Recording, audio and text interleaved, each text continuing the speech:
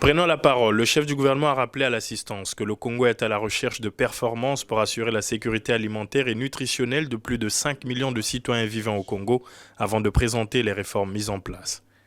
Aujourd'hui, l'État joue un rôle de régulateur à la faveur duquel il reste à l'écoute des investisseurs et des entreprises qui sont la sève de l'économie et met en place les instruments de cette régulation pour favoriser la marche en avant des affaires, leur efficacité et leur rentabilité. Pour tout dire, mesdames et messieurs, nous sommes venus à Amsterdam d'abord pour vous présenter les atouts de notre pays et vous assurer de son attractivité, puisque nous sommes tenus de le faire, puisque nous sommes convaincus que le Congo est réellement une terre d'opportunités salvatrices. Oui, nous sommes une véritable terre d'opportunités salvatrices.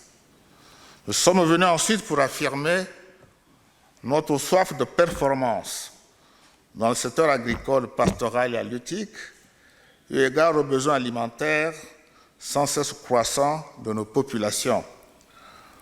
Nous sommes venus enfin solliciter vos concours financiers dans l'investissement dans ce secteur afin que le Congo devienne un pays autosuffisant en matière alimentaire et capable de produire des excédents alimentaires destinés à l'exportation comme jadis. La demande alimentaire intérieure et communautaire est potentiellement importante et solvable. Elle représente une opportunité à saisir pour traiter l'urgence alimentaire au Congo et nutritionnelle et engranger des profits. Ainsi, le rêve d'une économie diversifiée, ne dépendant plus que du pétrole, mais adossée durablement à une agriculture performante, sera une réalité pour mon pays, qui, pour ce faire, mettra fin au cycle infernal des importations alimentaires en croissance continue, qui deviennent un fardeau insoutenable pour notre pays, pour notre balance de paiement.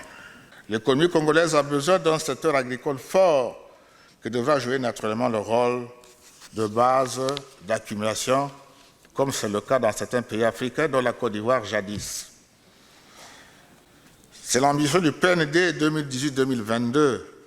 C'est le vœu ardent du peuple congolais dont la population est de plus en plus urbaine et très jeune, on vous l'a dit.